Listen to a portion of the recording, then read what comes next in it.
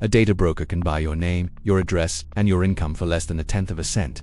Then they bundle it with 1,000 other details about you and resell that package for 1,000 times what they paid. You never signed a contract for this. You never clicked sell my data.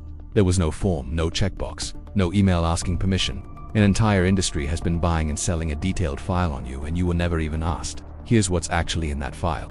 The largest brokers hold over 1,000 data points on the average person: your name, address, phone number, income, health conditions, political affiliation, religion, purchase, history, even how you move through your day. This is a $250 billion industry, and it runs almost entirely out of public view. In the next few minutes, I'll show you exactly how it works, simply explained, and the steps that actually get your name out of it. Start with where this information comes from, because most of it isn't hacked or stolen. It's handed over voluntarily, just not by you directly. The first source is public records. Every time you register to vote, buy a house, get married, or appear in a court filing, that becomes a public document. And brokers have automated systems that scrape thousands of these records every single day, structuring them into searchable profiles. The second source is commercial partnerships. That loyalty card at your grocery store, the warranty you registered for a new appliance, the magazine subscription you signed up for years ago. Many of these companies have licensing deals with brokers, quietly passing your information along. The third source is your own devices.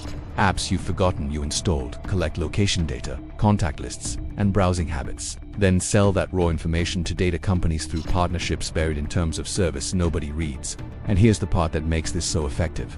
Brokers don't rely on any single source. They combine all three public records, commercial data, and device tracking, cross-referencing them by name, address, and email until fragments from a dozen different places merge into one detailed profile. A gym membership, a pharmacy purchase, a political donation. Separately, they mean nothing. Combined, they can reveal your income bracket, your health conditions, and your politics, all without you saying a word. So who actually buys this?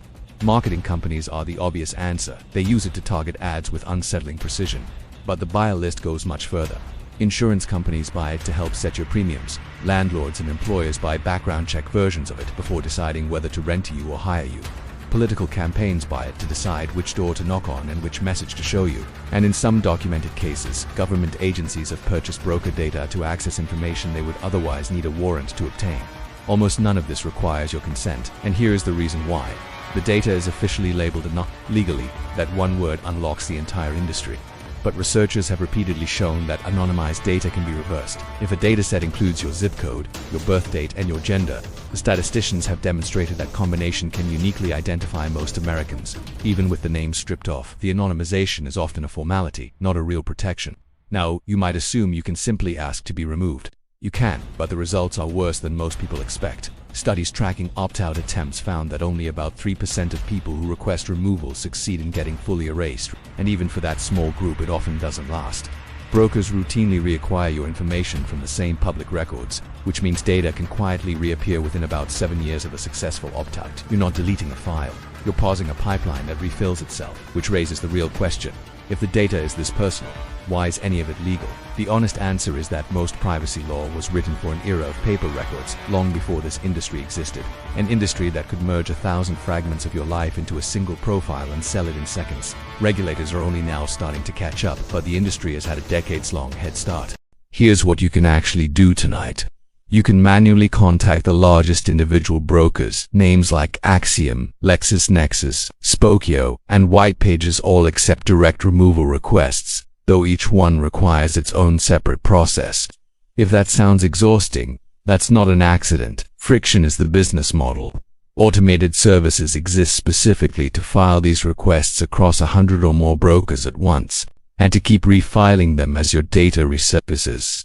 You can also cut off tomorrow's data at the source, using a separate alias email for signups, and skipping loyalty cards for anything you don't want tied to your name. Both quietly reduce what there is to collect in the first place. None of this makes you invisible, but it does make your profile smaller, staler, and less profitable. And in an industry built entirely on data being cheap and abundant, making yours more expensive to maintain is the closest thing to real leverage you have. Your name was never worth much to them. What you do about it next is worth a lot more.